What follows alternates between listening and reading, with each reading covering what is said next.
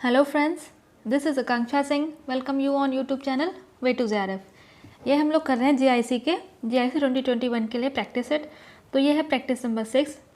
तो आज हम डिस्कस करेंगे प्रैक्टिस सेट नंबर 6। तो इसके पहले 5 प्रैक्टिस सेट आ चुके हैं और हर एक प्रैक्टिस सेट में हम 50 क्वेश्चंस कवर कर रहे हैं। तो इसके पहले अगर आपने प्रैक्टिस सेट नहीं देखे हैं तो उनको भी ज़रूर देखिएगा। एंड अगर अभी तक आपने चैनल सब्सक्राइब नहीं किया है तो चैनल को भी सब्सक्राइब ज़रूर कर लीजिएगा। सो स्टार्ट करते हैं वीडियो। अगर वीडियो आपको अच्छी लगती है तो लाइक एंड शेयर ज़रूर कर दीजिएगा। सो फर्स्ट क्वेश्चन क्या है? To resolve conflicts in group decision the following can be done. अगर कोई ग्रुप डिसीजन हो रहा है, कई ग्रुप में कई सारे लोग हैं, वहाँ पे कोई डिसीजन लेना है, वहाँ पे आ रहे हैं कॉन्फ्लिक्ट्स। तो वहाँ पे कॉन्फ्लिक्ट्स को कैसे उनको सॉल्व करेंगे? ग्रुप में डिसीजन हो रहा है, किसी को पसंद है, किसी को नहीं पसंद है, तो ये जो कॉन्फ्लिक्ट्स आ रहे हैं इनको कैसे सॉल्व करेंगे? कंपल्शन, डोमिनेंसी, रिक्वेस्ट या कॉम्प्रोमाइज़। मीन्स बिल्कुल आप किसी को कंपल्सरी कर दोगे कि नहीं ये फॉलो ही करना है, या फिर आप डोमिनेंट करोगे कि नहीं ये हम डोमिनेंट कर रहे हैं या कुछ, तो रिक्वेस्ट करोगे कोई। तो जब ग्रुप डिसीजन हो रहा है वहाँ पे कुछ कॉन्फ्लिक्ट्स आते हैं तो वहाँ पे कॉम्प्रोमाइज़ किया जाता है कि कई सारे कोई प्रॉब्लम थी, उसके 2-3 अल्टरनेटिव्स सॉल्व किए गए। अब जो सबके अकॉर्डिंग बेस्ट लगे वहाँ पे देख लो थोड़े बहुत कॉम्प्रोमाइज़। तो कॉम्प्रोमाइज़ जो ग्रुप में अगर डिसीजन हो रहा है वहाँ पे कॉन्फ्लिक्ट्स आ रहे हैं तो वहाँ पे कॉम्प्रोमाइज़ होता है। नेक्स्ट क्वेश्चन है values are those that stand alone and are important and desirable simply for their own sake. ऐसी वैल्यूज़ जो खुद के अपने लिए इम्पॉर्टेंट होती हैं और बेस्ट होती हैं, ऐसी वैल्यूज़ को क्या कहते हैं? जो पर्सनल यूज़ के लिए होती हैं, जो अपनी पर्सनल सेक के लिए जो वैल्यूज़ होती हैं उनको हम कहते हैं इंट्रिंसिक वैल्यूज़। जो इंट्रिंसिक वैल्यूज़ होती हैं ये ह्यूमन की अपनी पर्सनल डिज़ायर्स और उसके जो अपनी पर्सनल थिंकिंग है वहाँ से आती हैं। तो जो इंट्रिंसिक वैल्यूज़ ये होती हैं ये अपने खुद के अपने इम्पोर्टेंस अपने डिज़ायर के लिए होती हैं। तो ये हो गई इंट्रिंसिक वैल्यूज़। नेक्स्ट क्वेश्चन आता है a protein present in blood cell. एक प्रोटीन है जो ब्लड सेल्स में प्रेजेंट होती है, उसको क्या कहते हैं? RH factor, PH factor, A factor या नन। तो जो प्रोटीन ब्लड में प्रेजेंट होती है उसको हम बोलते हैं RH फैक्टर। ठीक है, ये हो गया RH फैक्टर। नेक्स्ट क्वेश्चन आता है a value is always important to person who holds it.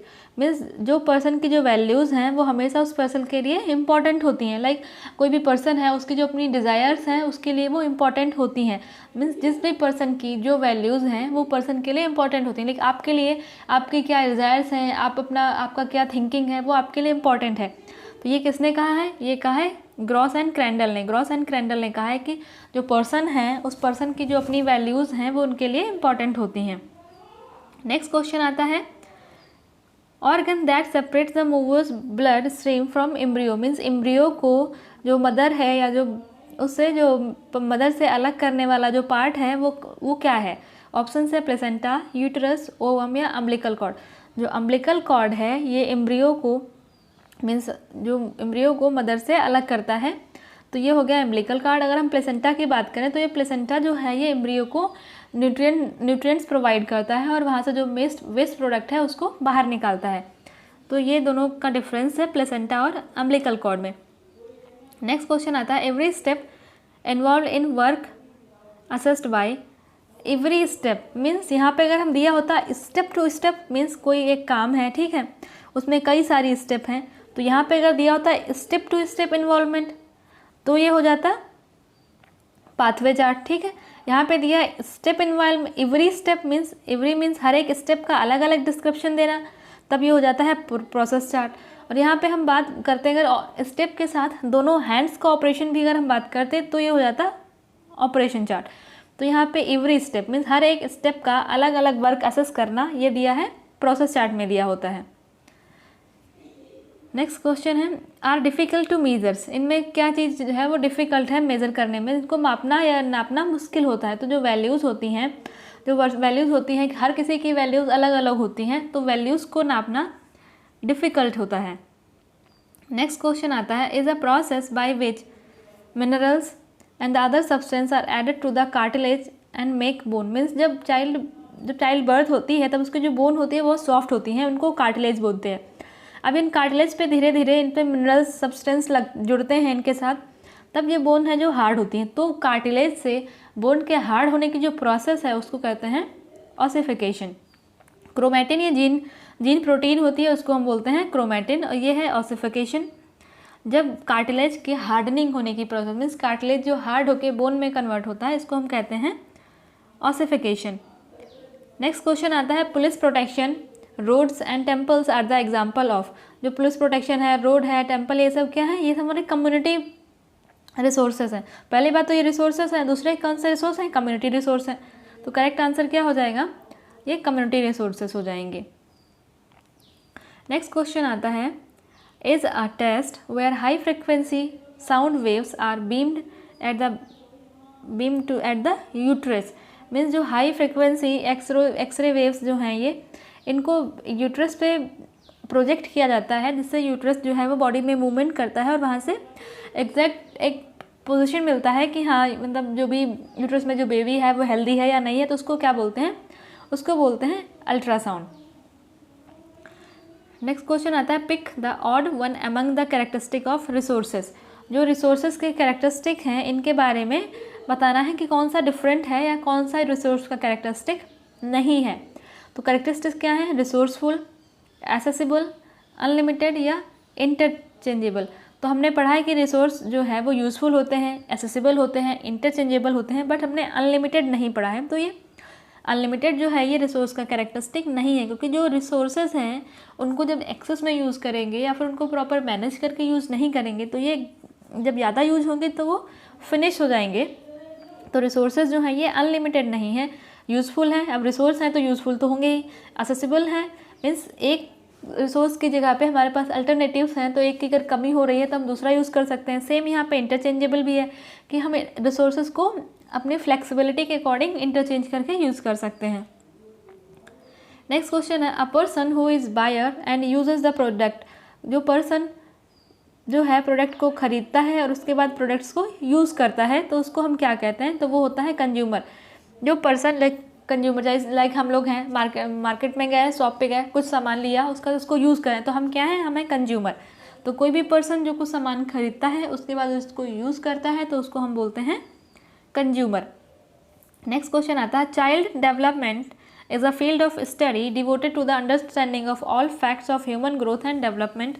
इस डेफिनेशन गिवन बाई, एक डेफिनेशन है जिसमें बताया गया है कि जो चाइल्ड डेवलपमेंट है, चाइल्ड डेवलपमेंट की जो स्टडी करते हैं, उसके ह्यूमन ग्रोथ एंड डेवलपमेंट के ऑल जितने भी फैक्ट्स हैं उसके बारे में जो स्टडी करते हैं, तो ये एक बहुत बड़ा फील्ड है। इसको ये किसने कहा है? ये कहा है बर्क ने।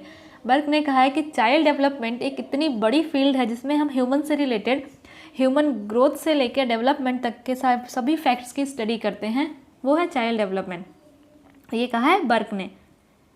नेक्स्ट क्वेश्चन है the activity which pile up on each other and too packed periods are called. Means कोई एक्टिविटी है, ठीक है, जिसको हम पैक्ड पीरियड भी कहते हैं। Packed period means peak load, means कोई एक टाइम है, लाइक ये है वर्क कर्व, यहाँ पे जैसे ये बनाया तो ठीक है, ये एक टाइम है, यहाँ पे एक्टिविटीज़ जो हैं, यहाँ पे हाईएस्ट नंबर ऑफ एक्टिविटीज़ करना है और टाइम जो है वो कम है, तो इसको हम कहते हैं peak load.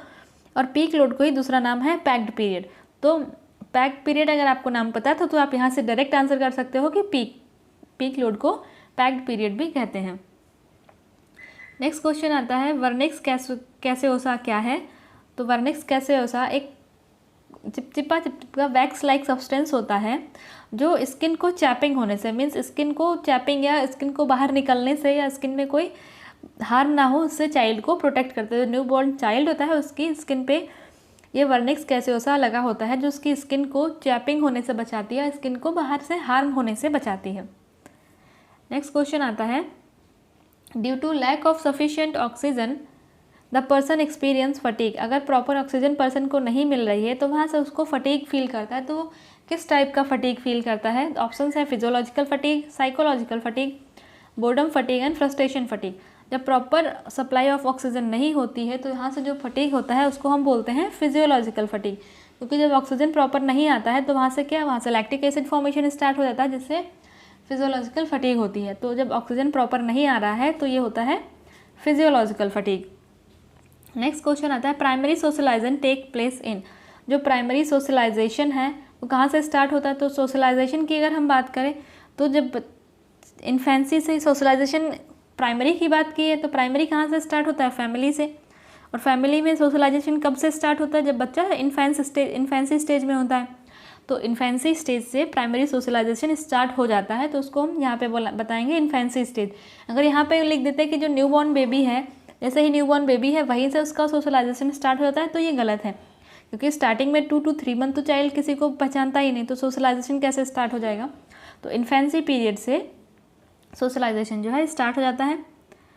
A form has a height, width and depth. Form मतलब कोई सब्सटेंस है ये, जिसकी हाइट है, विड्थ भी है और डेप्थ भी है, तो इसको क्या बोलेंगे, ये 3D सब्सटेंस है। जो कोई 3 डायमेंशनल सब्सटेंस होता है उसमें हाइट भी होती है, उसमें विड्थ भी होती है और डेप्थ भी है, तो उसको हम बोलेंगे 3 डायमेंशनल सब्सटेंस।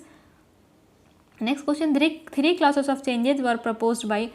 जो 3 क्लासेस ऑफ चेंजेस हैं वो किसके द्वारा दी गई हैं। क्लासेस ऑफ चेंज किस में दिया गया है, वर्क सिंप्लीफिकेशन में। और अगर हम बात करें मंडल की तो इन्होंने 5 क्लासेस ऑफ चेंज दी है, यहाँ पे पूछा है 3 क्लासेस ऑफ चेंज, तो 3 क्लासेस ऑफ जो है ग्रॉस एंड क्रेंडल ने दी है 3 classes of change. Next question आता है, the causes of phobia could be. जो कॉज ऑफ फोबिया मीन्स डर। डर हमको कब लगता है, जब कुछ जैसे कहीं जा रहे थे रास्ते में, कुछ वहाँ पे कुछ प्रॉब्लम हो गई, या किसी एनिमल ने आके कुछ अटैक कर दिया, या वहाँ से आपको चोट लग गई या कुछ, तो वहाँ से आपको फोबिया डेवलप हो जाएगा। अगर ये ठीक है कि अगर इस रोड से जा रहे थे, यहाँ से एक एनिमल ने आके अटैक कर दिया, इसकी वजह से चोट लग गई, तो ये हो गया फोबिया। तो इसको बोलते हैं क्लासिकल कंडीशनिंग।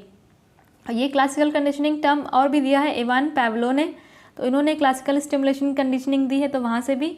और ये फोबिया इससे भी रिलेट करता है कि अगर कहीं आप जा रहे थे या कुछ हार्मफुल हो गया, या एनिमल ने अटैक कर दिया, कुछ वहाँ से आपको चोट लग गई या कुछ, तो वहाँ से उस चीज़ से वहाँ से फोबिया डेवलप हो जाएगा, तो इसको क्लासिकल कंडीशनिंग भी बोलते हैं। क्योंकि पहले ऐसा आप उधर से जा रहे थे रोज़, पर ऐसा पहले कभी नहीं हुआ, तो आप फ्रीली जा रहे थे, बट अचानक से वहाँ से किसी एनिमल ने आकर अटैक कर दिया, तो अब वहाँ पे आपको फोबिया डेवलप हो गया, तो ये चेंज ऑफ कंडीशन है, तो इसको बोलते हैं क्लासिकल कंडीशनिंग। नेक्स्ट क्वेश्चन है, consist of a series of decision making process of using family resources to achieve family goal. देखो यहाँ पे दिया गया है कि फैमिली रिसोर्सेज को यूज़ करके फैमिली गोल्स को अचीव करना है। जब हमको फैमिली रिसोर्स यूज़ करना है, फैमिली गोल्स को अचीव करना है, तो सिंपल सी बात है, क्या होगा, फैमिली क्या है, होम है, होम मैनेजमेंट में फैमिली रिसोर्सेज को यूज़ करके फैमिली गोल्स को अचीव करते हैं। नेक्स्ट क्वेश्चन आता है, द हार्डेस्ट स्टोन इज। सबसे हार्ड स्टोन कौन सा है इनमें से, मार्बल, कोटा स्टोन, ग्रेनाइट या सैंड स्टोन। हार्ड मीन्स कठोर स्टोन की अगर हम बात करें तो वो आता है ग्रेनाइट। नेक्स्ट क्वेश्चन आता है, child with learning disability is like to have difficulty in. कोई चाइल्ड है जिसको लर्न करने, चाइल्ड है उसको जब लर्न करने में डिफ़िकल्टी हो रही, तो क्या होगा उससे, वो उसमें होगा मैथ्स में। अब चीज़ें याद नहीं हो रही हैं, तो सबसे ज़्यादा उसको डिफ़िकल्टी किस में होगी, मैथ्स में होगी। नेक्स्ट क्वेश्चन आता है, the process of selecting one course of action from number of possible alternatives to serve the problem. इसको क्या बोलते हैं, मीन्स हमारे पास बहुत सारे अल्टरनेटिव ऑप्शंस हैं, तो उसमें से किसी एक ऑप्शन को सेलेक्ट करना है, तो वहाँ पे क्या हम करेंगे, डिसीजन लेंगे कि which alternative is to be best होने वाला है, तो उसके लिए यहाँ पे क्या होगा, डिसीजन मेकिंग। नेक्स्ट क्वेश्चन की अगर हम बात करें, the process of change which is relatively independent of experience. Means कौन सी चेंज प्रोसेस है, कौन सी ऐसी प्रोसेस है जो एक्सपीरियंस पे डिपेंड नहीं करती है। तो लर्निंग प्रोसेस एक्सपीरियंस पे डिपेंड करती है, तो ग्रोथ एंड डेवलपमेंट तो ये अलग ही है, एक क्वालिटेटिव एंड क्वांटिटेटिव चेंज है। यहाँ पे बोला है ऐसे कौन सी चेंज हो रहा है जो एक्सपीरियंस पे डिपेंड नहीं करता है, तो बचा क्या, मैच्योरिटी। जो मैच्योरिटी है ये एक्सपीरियंस पे डिपेंड नहीं करती है। नेक्स्ट क्वेश्चन आता है, step to step description of flow of movement in task to avoid unnecessary movement. देखो अभी हमने वहाँ पे पढ़ा था एवरी स्टेप, मीन्स हर एक स्टेप को अलग अलग पढ़ना, उसको हम बोलते हैं प्रोसेस चार्ट। यहाँ पे दिया है कि स्टेप टू डिस्क्रिप्शन है पूरे मूवमेंट का, जो भी हमारा पूरा एक काम था उस पूरे मूवमेंट का फ्लो देना है हमको हर स्टेप टू स्टेप पे, तो वो हो जाता है पाथवे चार्ट। और ऑपरेशन चार्ट मीन्स जहाँ पे स्टेप मूवमेंट के साथ साथ हैंड मूवमेंट भी दिया हो, उसको हम बोलते हैं ऑपरेशन चार्ट। तो स्टेप टू स्टेप डिस्क्रिप्शन देना है, पूरा जो भी हमारा काम था उसके हर एक स्टेप का डिस्क्रिप्शन बिल्कुल फ्लो में देना है, एक साथ देना है, तो उसको हम बोलते हैं पाथवे चार्ट। नेक्स्ट क्वेश्चन आता है, art of positioning doors and Windows to have a desirable outside view. Means doors हैं, जो विंडोज़ हैं, उनको ऐसे पोजीशन करना है कि जो नेचर बेनिफिट्स हैं, सनलाइट है, विंड है, इन सब के जो आउटसाइड व्यू है इसको प्रॉपर यूज़ कर सकें या उसको प्रॉपर उसको अपने घर में उसको यूज़ कर सकें, उसको क्या बोलते हैं, उसको हम बोलते हैं एस्पेक्ट। ग्रुपिंग मीन्स कौन सा रूम के साथ किचन होना है, कौन सा रूम के साथ डाइनिंग रूम लगाना है, तो ये जो होती है उसको हम ग्रुपिंग बोलते हैं। प्रोस्पेक्ट मीन्स बाहर से व्यू कैसा हो रहा है। ओरिएंटेशन भी एक टाइप ऑफ एस्पेक्ट ही है, बट अगर यहाँ पे बात कर रहे हैं कि positioning of doors and window to outside view के लिए, जब आउटसाइड व्यू के लिए बात कर रहे हैं तो ये आता है एस्पेक्ट। नेक्स्ट क्वेश्चन है, home management is a process of using what you have to. Home management की प्रोसेस है जहाँ पे आपको दिया गया है what you have. You have means आपके पास क्या है, रिसोर्सेज हैं। हम रिसोर्सेज को यूज़ करके, हमारे पास रिसोर्सेज हैं तो हम क्या करेंगे, रिसोर्सेज को यूज़ करके हम अपने गोल्स को अचीव करेंगे। तो होम मैनेजमेंट एक प्रोसेस है जहाँ पे आपको दिया गया है कि आपके पास यू हैव रिसोर्सेज को यूज़ करके आपको क्या करना है, रिसोर्सेज को यूज़ करके आप वही करोगे ना जो आप पाना चाहते हो, मीन्स आपका गोल। What you want means goal, what you have means resources. तो इसका ऑप्शन नंबर ए जो है वो करेक्ट हो जाएगा कि आप रिसोर्सेज को यूज़ करके क्या पाना चाहते हो, यह है होम मैनेजमेंट। नेक्स्ट क्वेश्चन, अगर वीडियो आपको अच्छी लग रही हो तो लाइक एंड शेयर ज़रूर कर दीजिएगा, एंड अगर अभी तक आपने चैनल सब्सक्राइब नहीं किया तो चैनल को भी सब्सक्राइब ज़रूर कर लीजिएगा। नेक्स्ट क्वेश्चन है, is process by which newborn child is moulded into culture and hence become an acceptable person in the society. जहाँ न्यूबॉर्न चाइल्ड को कौन मोल्ड करता है, कल्चर कौन सिखाता है, फैमिली। और ये जो कल्चर और फैमिली ये सब किससे रिलेटेड है, हमारी सोसाइटी से। तो सिंपली चाइल्ड का क्या हो रहा है, सोशलाइजेशन हो रहा है। तो सोशलाइजेशन एक ऐसी प्रोसेस है जहाँ पे न्यूबॉर्न चाइल्ड को उसके कल्चर सिखाया जाता है, उसको सोसाइटी के अकॉर्डिंग मोल्ड किया जाता है। तो ये आता है सोशलाइजेशन प्रोसेस में। नेक्स्ट क्वेश्चन आता है, getting result through people means getting result through people, ये क्या है, ये एक प्रिंसिपल है। तो ये क्या है, प्रिंसिपल ऑफ मैनेजमेंट है ये, कि गेटिंग रिजल्ट थ्रू पीपल, लोगों को यूज़ करके मैनेजर जो है वो कितना अच्छा रिजल्ट लेता है, ये डिपेंड करता है मैनेजमेंट पे।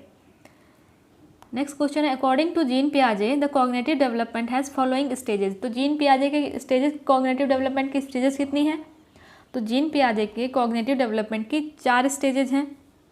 और इसमें से कौन सी स्टेज है, तो सेंसरी मोटर स्टेज है ये फर्स्ट स्टेज, ये इसका सही ऑप्शन है। सेकंड क्या है, pre operational. Third is concrete operational. 4 is formal operational. तो जीन पियाजे के कॉग्निटिव डेवलपमेंट की स्टेज कौन सी है, तो सेंसरी पीरियड स्टेज जो है ये करेक्ट आंसर हो जाएगा।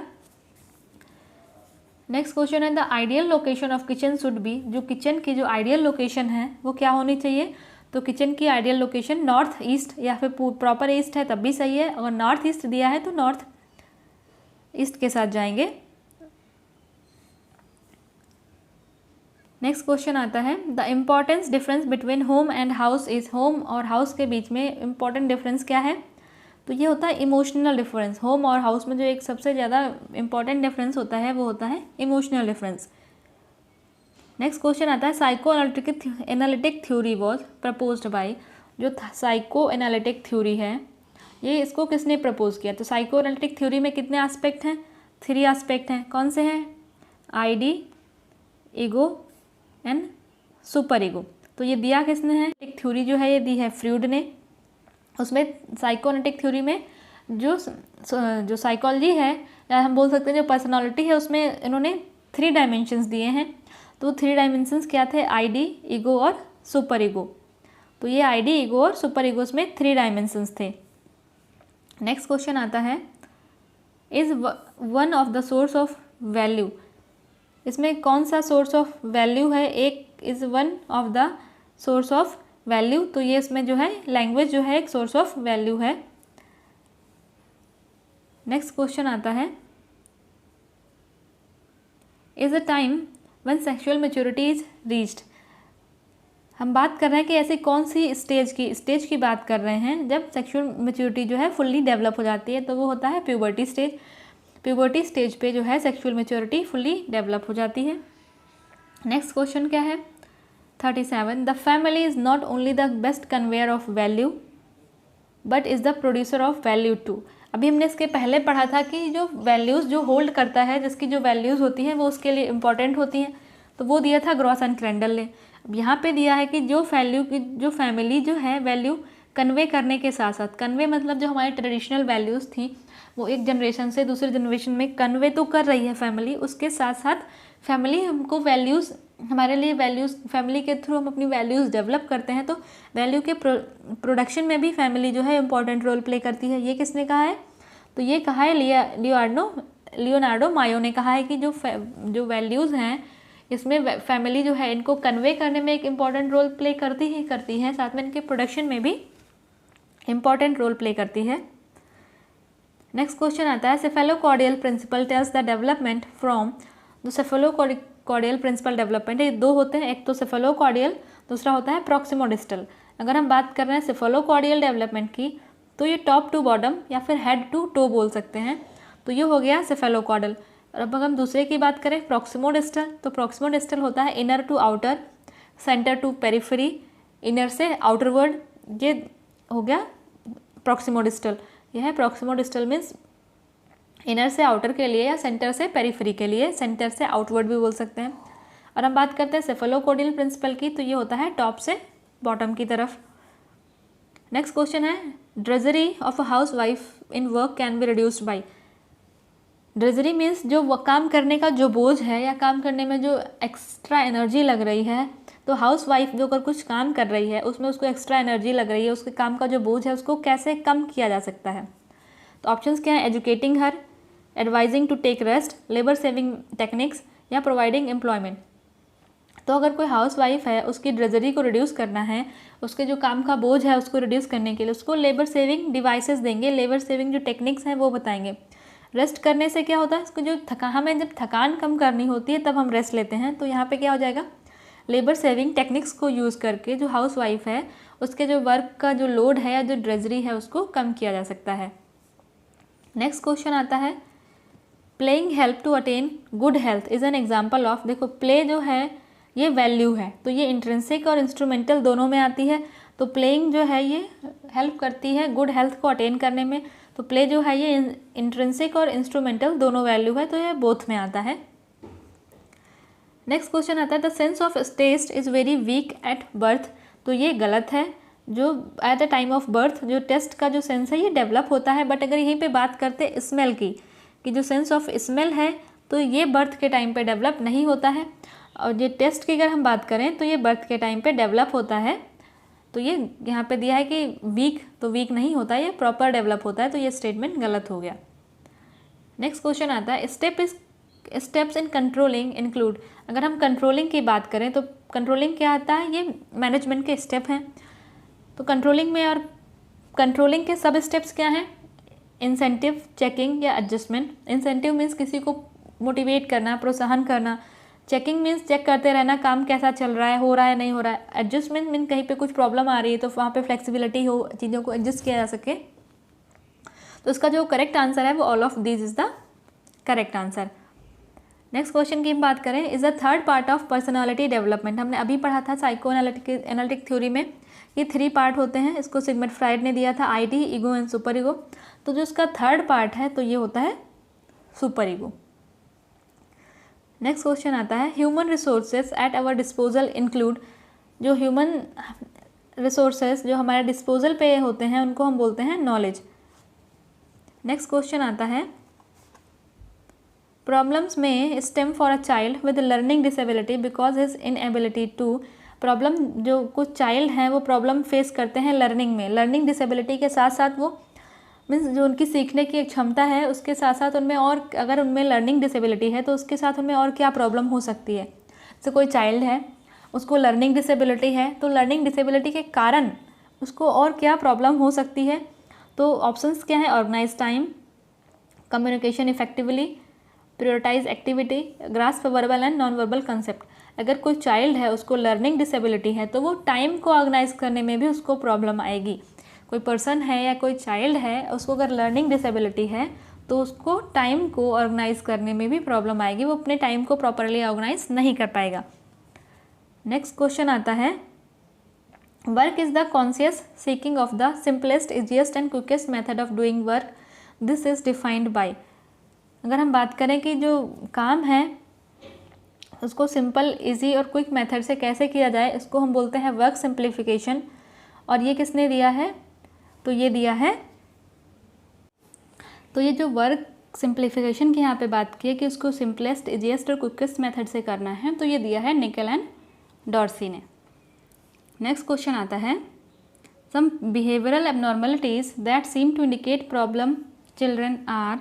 कुछ बिहेवियरल एबनॉर्मेलिटी हैं, मीन्स बिहेवियर में कुछ व्यवहार संबंधी जो समस्याएं हैं, वो ऐसी कौन सी समस्याएं हैं जो चाइल्ड को प्रॉब्लम, इससे मीन्स पता चलता है कि हाँ चाइल्ड में कुछ प्रॉब्लमेटिक बिहेवियर है या कुछ बिहेवियर प्रॉब्लम है। तो वो क्या है, वो एक स्टीलिंग बिहेवियर, अगर चाइल्ड में स्टीलिंग बिहेवियर है, वो चीज़ों को चुराता है, तो ये इंडिकेट करता है कि चाइल्ड में जो है कुछ बिहेवियरल प्रॉब्लम है। नेक्स्ट क्वेश्चन आता है, panchayat Raj institution is also known as. जो पंचायत राज इंस्टीट्यूशन है, इसको किसने दिया था, ये बलवंत राय मेहता कमेटी के द्वारा दिया गया था, और इसको क्या कहा जाता है, also known as 3 tier system, 2 tier system, 4 tier system या मल्टी टायर प्रोग्राम। तो हमने पढ़ा है कि जो बलवंत राय मेहता ने जो पंचायत राज सिस्टम दिया था वो 3 टायर सिस्टम है, तो इसको हम बोलते हैं 3 टायर सिस्टम, मीन्स त्रिस्तरीय प्रणाली। तो ये है panchayat Raj institution. Next question है कि panchayat Raj was launched in the year. तो पंचायत राज ये दिया था बलवंत राय मेहता कमेटी ने, ये कब दिया था, तो ये दिया था 1959 में। इंडिया में ये 1959 में आया था, तो इसको दिया था बलवंत राय मेहता कमेटी ने, और ये 3 टायर सिस्टम था। नेक्स्ट क्वेश्चन है, panchayat Raj system was launched by the objective of. जो ये पंचायत राज सिस्टम है, इसका मेन ऑब्जेक्टिव क्या था, तो इसका ये 3 टायर सिस्टम था, मीन्स जो इसकी जो पावर है वो 3 स्टेजेस पे डिवाइडेड होंगी, या फिर 3, हम बोल सकते हैं कि 3 टायर सिस्टम है, इसमें जो भी फंक्शनिंग होगा, जो भी वर्किंग होगा वो 3 लेवल पे होगा। तो इसका मेन ऑब्जेक्टिव क्या था, इसका मेन ऑब्जेक्टिव था कि डेमोक्रेटिक डिसेंट्रलाइजेशन होना चाहिए, मीन्स लोकतांत्रिक होना चाहिए। इस मीन्स लोगों को अपने अकॉर्डिंग अपने लीडर चुनने की, और उनको जो उनका ये लाइक विलेज लेवल पे क्या होगा, स्टेट लेवल पे क्या होगा, एंड ब्लॉक लेवल पे क्या होगा, ये सब उनको मीन्स उनका भी उनमें पार्टिसिपेशन होना चाहिए। तो यही था 3 टायर सिस्टम जो कि दिया था बलवंत राय मेहता कमेटी ने। और इसका मेन ऑब्जेक्टिव क्या था, तो इसका मेन ऑब्जेक्टिव था डेमोक्रेटिक डिसेंट्रलाइजेशन। तो ये हो गए यहाँ पे 50 क्वेश्चंस कंप्लीट। इन वीडियो अगर आपको अच्छी लगी हो तो लाइक एंड शेयर जरूर कर दीजिएगा, और अभी तक आपने चैनल सब्सक्राइब नहीं किया है तो चैनल को भी सब्सक्राइब जरूर कर लीजिएगा। मिलते हैं नेक्स्ट वीडियो में, तब तक के लिए wish you all the very best, good luck, bye bye.